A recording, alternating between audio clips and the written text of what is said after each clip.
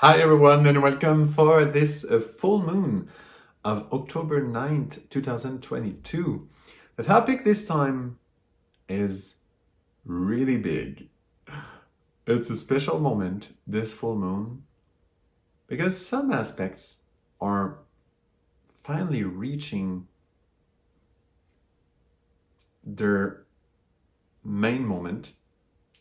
They're giving the most of what they are bringing to us, and some of them have been there for a while in our sky. So it's a really big moment, and the topic itself is talking about poverty and richness, this equilibrium between poverty and richness. And it's a topic that some people will think, oh, it doesn't it's not so much about me, because I'm pretty much, middle. I'm not rich, I'm not poor, I'm middle class, let's say. Well, think about it a little bit, and you'll find out that you're always in a certain range. You're never the richest and you're never the poorest, except two people on earth, the poorest person and the richest person. So probably you're not one of those two on earth. There's many of us. So if you're listening to this, I'm almost certain that you're not either of those two persons. So that means that there are many people richer than you and poorer than you. So somehow we're all middle class, not considered so in society. But if we think about our surrounding, very often we're surrounded by people that have similar level of richness than us. So we're pretty much always, almost all of us know some people that are poorer than us and richer than us. So that's the thing. We're always in the middle. So everybody could think, oh, this topic doesn't concern me, right? Well, in fact, it does. It concerns everyone. Okay. So let's go a little deeper into this topic.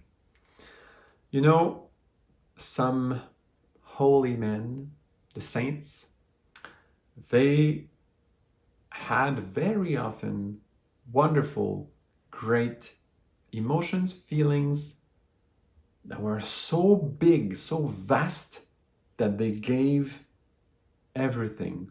They were mystics because of those feelings. And those feelings, we call them in the initiatic science, we call those as feelings that are part of our Buddhic body. If you're not familiar with the different bodies of a human being, well, there's the physical body we used to call in initiatic science. Then there's the astral body, which is the emotional body, and then the mental body, the mental plane. And then we have those higher nature bodies. The three first one I just mentioned, physic, emotional, let's say mental, these are where our ego is having its life, or our ego is moving in our feelings, in our thoughts, in what we're doing in our body.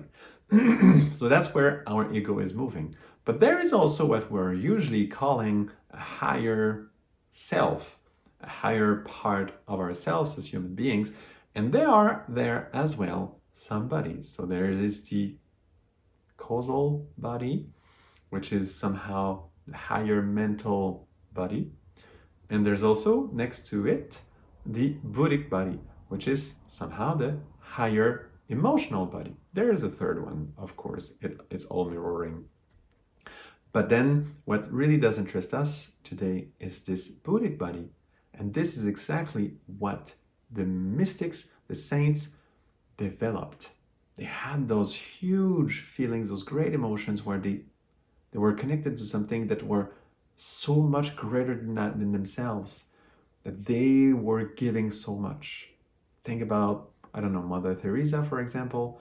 Well, she was exactly like that. She gave so much. Why? Because there was some kind of a feeling that was part of our higher self that she was actually developing.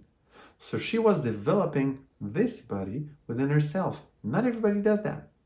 Many of us, we remain in those three lower bodies: physical, emotional, mental. That everybody understand. Everybody understand, yes, I have thoughts, I have feelings, and I have a physical body and needs for all those planes. That is understood. But very few will actually develop those higher self bodies, higher self part of who we are. And this is called our higher nature.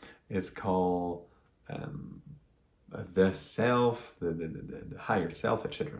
There's many names for this, but basically it's this higher part of a human being. So in the aspects that we have for this full moon of October 9, 2022, there are evidences, there are some aspects that are so strongly underlining the fact that those feelings of the Buddhic body, those great emotions, are the key to actually righten, to make right what is happening in our civilization right now and allowing the age of Aquarius to really bring forward the beauty it has to bring to us. It's like golden age, the age of Aquarius. It's supposed to be so. It's told to be so. It's praised to be so. But that being said, there's a lot of work to do to allow this to happen. A golden age now, look at what's happening on our Earth. It's not that easy. So if we look at the aspects themselves, let's have a look directly to them. We have this famous aspect since years now, the square with Saturn and Uranus. Saturn in Aquarius, Uranus in Taurus. It's there since a while now, and it's the last time they're gonna be that close by, that close to be a perfect square. It's not a perfect square. Both of them are retrograde at that moment, and they're getting so close to each other. But now Uranus is starting to retrograde faster than Saturn. So it is actually on this October 9, 2022 that this square will be at its closest. Because before, Saturn was retrograding faster than Uranus, and it was actually catching up to make this square sharper. But now it's the opposite, right after October 9th. So it's pretty much the peak of this square, and we have that square since a long time. All the big change we had those last years are totally connected with that big square. And that's where what it's saying is Saturn in Aquarius is bringing the age of Aquarius on Earth. And when I say on Earth, it's in Taurus, with Uranus there in Taurus, that is in detriment to Taurus, which means he's moving things that usually never does move. He's changing our physical material reality really strongly, and there's high pressure there. And this is the last time, and that aspect is giving this its last really, really strong message on this full moon. So this is the big aspect there. This is like the peak of this aspect. But in the meantime, the information we have, the message is completed by the fact that look at this axis of, let's say, 0 degree Aries. Well, we have Jupiter at 1 degree Aries, and we have, in opposition to that, we have Mercury.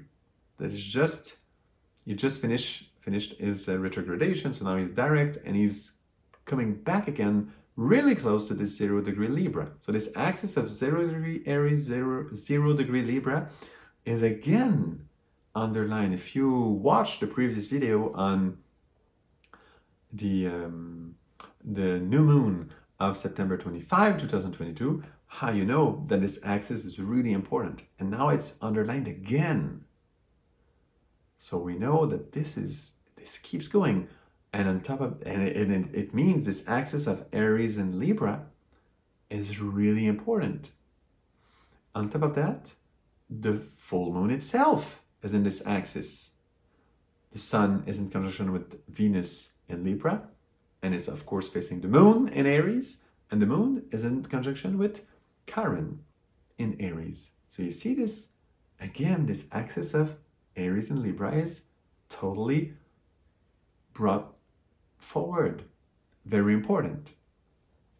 So this axis of Aries and Libra is actually directly connected to the Buddhic body, to those higher feelings, specifically since the Sun and Venus are in conjunction in Libra. Libra is ruling the sign of Venus is ruling the sign of Libra, and in conjunction with the Sun and full moon, it means the light that is making this moon shine is the light coming from this conjunction of Venus and the Sun in Libra.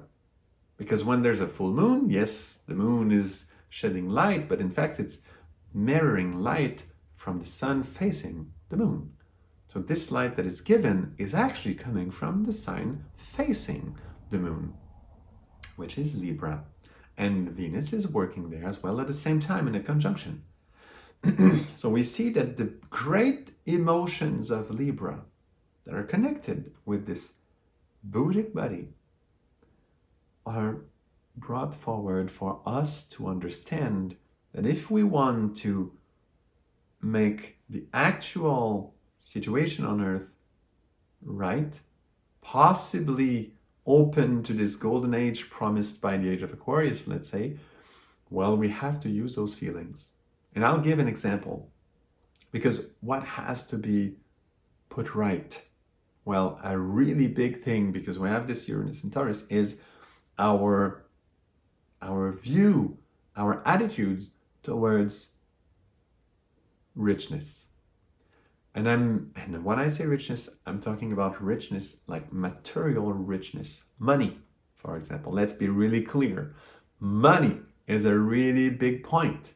What's our attitudes towards money right now? And you've probably heard many people spreading this philosophy of, oh, we have to make money. It's good to make money. Money is good. Don't be shy to make money. You have to charge a full price for your things.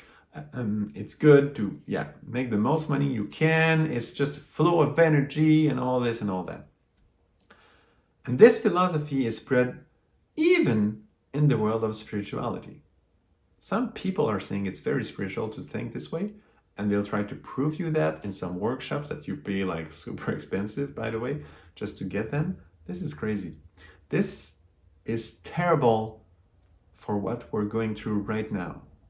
And some people will be angry at me because I say this, or will just, shut down this channel because they don't agree, because for them it was very good to open up with money. Okay, I understand.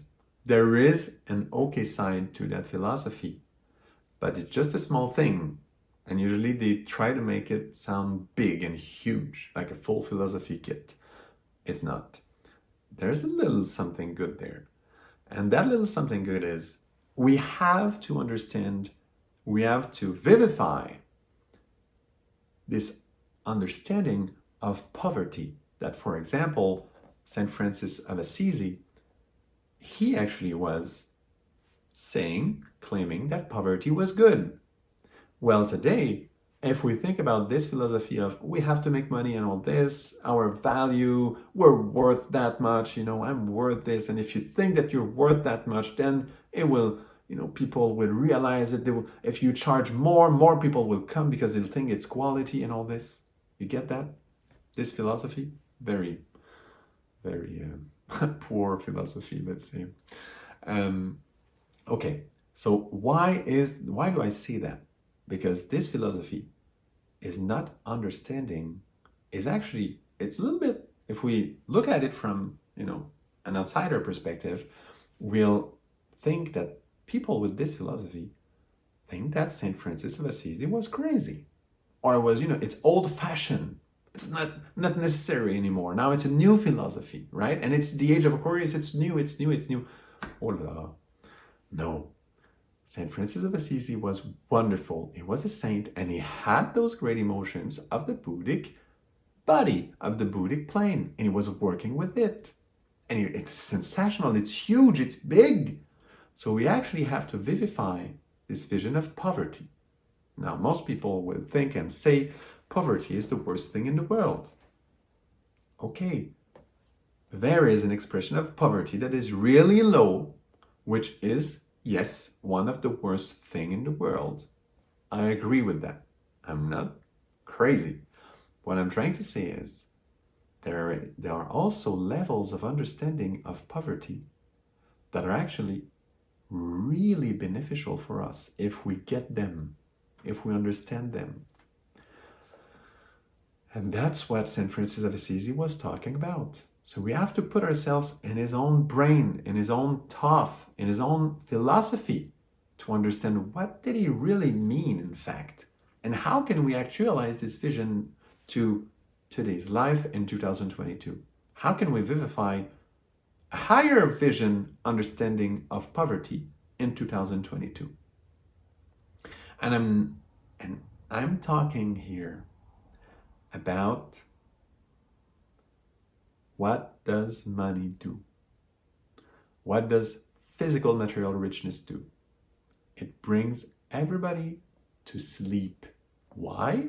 Because if you have material richness, abundance, and crazy abundance, and this is also, again, just a little parentheses, this is not always the same meaning for everybody. Again, we're always in the middle, but we have to compare with what's around us. And it's for everyone. If you think you're poor, it's a way of thinking. Compare yourself with the people around you, you'll see it. We're always in the middle. In the middle of the people, around us. We're never the richest, never the poorest. Think about this just to make sure you're able to work on the topic. Otherwise, you'll pull yourself out of the topic and you'll think it's not for you. It's not a concern for you. Okay, little parentheses.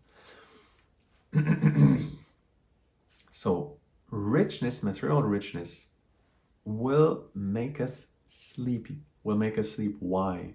Because when we have this richness, well, for our, let's say, lower nature, so our ego, where our ego is working, so in the physical, emotional, and mental plane, we're free. We have money, right? So we can buy everything. We can eat. We can live lots of great emotions. We can travel. We can also experiment, explore, and think and push technology forward. This is all our ego working. So it's okay to have a certain flow of energy there. But if we have an accumulation, well, we'll actually be occupied by dealing with this richness at that level. And that will be our main occupation. And good luck to start turning on the light of those great emotions of some holy people, of the saints, those great emotions they have. Think about Gandhi, Mother Teresa, St. Francis of Assisi, and so on. Name the one you like from your background, where you live, any one of them. Those great emotions, well, we won't have access to them so much. Why? Because we're stuck in the management of this material richness. And a key to actually put at least one foot in this age of Aquarius is to connect with those higher emotions. And very often those higher emotions will see poverty as a good thing. It's not the poverty that brings famine and death and servitude and all this. I'm not talking about that poverty. I'm talking about a certain poverty that, yes, I have enough for today, but not so much more. Can have a little for some special things, Of course, we can plan ahead a little bit, but not too much. Not too much, because you'll have everything you need every single day. That's for sure. On a spiritual plane, that's 100% true. And sometimes the spiritual plane is working, of course, and most of the time with the material plane. So if we think we have to be really, really strong on the material plane, and then we'll have time for the spiritual plane, it's totally wrong, because the spiritual plane wants to use the material plane. So if we put money aside and we put all our efforts just for this famous money and this famous social position and all this, Well, all the time and energy we put there, we won't have to consider it in a holistic vision that is including the material plane, but also the spiritual plane, because we're dealing only on this lower level. I'll give you an example, maybe that will be clearer in this. Okay, you take any religion or spiritual movement, or even a non-profit enterprise, non-profit organization. Take this, or even a charity. Well, at first person starting a charity usually has a great idea, something really close to those saint emotions we're talking about from our Buddhic body perspective, from our higher self. A great emotions, wonderful, it's for the whole humanity, is just great. Very often it starts with this. But then after that, after a while, this person is working lots. And some people are joining the forces because it's so inspiring, right? And at some point, there are some material realization. Oh, for example, if it's a religion, they'll have a temple. If it's a charity, they might have a hospital to help, to heal people. Well, if at some point they start seeing the richness being the material thing, either the temple, the hospital, I don't know, the money rolling in this nonprofit organization so that they can hire people and make things work and be efficient on the physical plane. And if they start seeing the richness as the physical thing and not the idea, not this feeling from the Buddhic body perspective, if this is not the richness anymore, because originally the richness is there, if they see it as being physical material, think about it a little bit. Watch the religions, how they die. Watch a civilization, how they die. Very often a civilization starts with very good stuff, very good energy, very often connected with this higher plane. But at some point, we think the success, the value, the worth of our civilization, of ourselves, sometimes for some people, is this money thing, is this material richness. And then we say, oh, it's good to be rich and all this. Oh, be careful. There's a lots of weight behind it. Behind this richness, this material richness that has become overwhelming because you start seeing it yourself as your value. You start seeing it yourself as the value of the civilization, of this non-profit organization, of this hospital, of this religion. It has the greatest church cathedral. I love those cathedrals. It's the richness of this organization. And there's all, and then we don't see the real richness is the life flowing through it. It's the people, it's the heart of the people. This is the richness. It's what is alive. And think about it also on the environmental level. Who thinks right now at environmental problems as being spiritual problems? Well, maybe not saying this way, but who would actually add to the environmental problems we have right now a spiritual component, making it complete, holistic? Very often, we look only at the material aspect of things, the material pollution, not the spiritual pollution, meaning, for example, the pollution in the emotional planes. Some clairvoyants say if you look at a city on the emotional level of matter, it's awful. Lots of stress, angerness, lots of terrible things that they don't like to watch that. They don't like to see this. We don't talk about this pollution. We don't talk about why is there so much pollution? Very often for this richness, material richness, because we identify value through this. So poverty means great understanding of poverty, good poverty, not the low level poverty that brings famine, death, and all this. I'm not talking about that. I'm not saying, oh, we have to die of death, we have to die from famine and all this. I'm not saying this at all. But good poverty is the one that will allow us to keep seeing at all times that it's the life flowing through us, through humans, that connects us to this higher nature in us, within ourselves. This is the richness.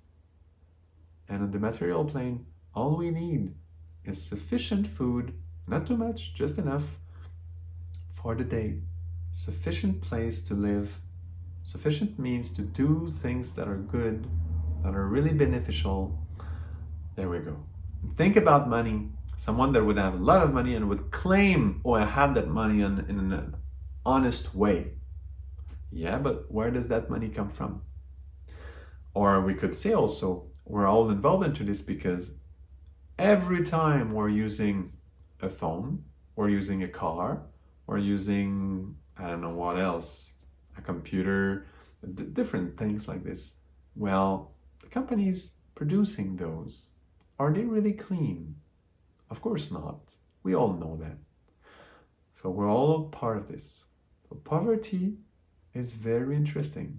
I'm not saying I don't have a phone. I'm saying I have a phone to use it for what it's really needed, and so on. And this way of understanding poverty will help us to connect with this higher nature type of feelings, and then we can make wonders as humanity. Think about someone rich, very, very rich, I'm talking about, that gives a fortune towards a great cause. You've heard that? It happens? Well, we could all do this right now. All of us on Earth as humanity, if we understand well those astrological aspects of this October 9, 2022, we can all do this. And when they do that, people that give their fortune, like billions, to a certain cause, when they do that, well, very often they're touched by this type of higher self feeling, just like the saints. They're touched by it, and then they realize, whoa, this money is a big weight on me. And this way we could describe more. There's a lot to say about it, but we won't do it. It would be too long. But it's huge if you look at it well. So then they realize, oh, I will give this money to a great cause. And if there's a person strong enough, able to make this energy, this money energy, this richness, material richness, flow into something good that will be educational, that will be beneficial for real, and not polluting like crazy, but really beneficial on a long-term view and educational for in a holistic way, including, of course, spirituality. You cannot do something without including spirituality. It has to be holistic. Of course, it's not very good either. You cannot do something that will exclude the physical realm. You have to be holistic. You have to include all levels. Okay. So if there's someone able to do that, then this person will accept and say, okay, I accept this material weight, this richness, and I will be able to conduct it and make it flow into something very useful and good. And then it will create more. So when you think about those sayings, where, oh, we have to make money. Even, in the Bible, there's some examples where, it's said that, oh, someone did not multiply the money he had, and it's better to multiply it, and we understand that it's good to multiply the money. This is a symbol. This money is a symbol. It's a symbol of richness. Richness has to be seen in the higher planes. There is some richness down on the material world, but if we identify the richness to be there, we're serving only this lower nature. It's that simple. It's that plain and simple. Okay. It's a big topic. I won't be able to explain everything right now, but I wanted to say a few things about those aspects because it's so clear that this type of higher level feelings, this is the answer to what we can do to make this age of Aquarius happen on Earth in a way that it will be a golden age. Otherwise, Uranus doesn't care. He can destroy the entire civilization and it will start all over after that, and it will be new for real. And of course, then there will be some golden age coming. If it's needed, it's possible. But there's another way, and it's given into this full moon of October 9, 2022. And we can all do this, remember that, because there's always people richer than us and poorer than us. We're always in the middle somewhere in this huge range of richness of people. We're always in the middle, except 2 people on earth. So we're not those. And so we can all do that. Be touched by a really higher inspiration, a great feeling, and give, and then we have to do it well, give this material richness that is in excess for ourselves, so that we maintain a good poverty, not the bad one, but the good one, in our own life, so that it helps us to stay connected with this higher nature, this higher self within ourselves. You see, it doesn't have to be billions that we're giving. It has to be what is too heavy on our shoulders in terms of material weight, in terms of this material weight always make me look at the value of things this way, and it always brings me back to my ego, basically. May it be mental level, emotional level, or physical level. Okay, so thank you for listening. I hope you get the message as much as possible. I know it's a big topic. I could have been talking about this for hours and give more information, but at least it's a good start. And I hope it will touch you and you will remember some things about it. Of course, when we give information like this information, someone then has to take his own ownership of it. I'm not saying it's exactly like this. It has to give us inspiration, so that then we bring this further a little bit. Because it's not absolutely complete what I said. It's a good start for great inspiration, then we can move forward and do even better. Thank you very much for listening, and see you another time for another astrology video.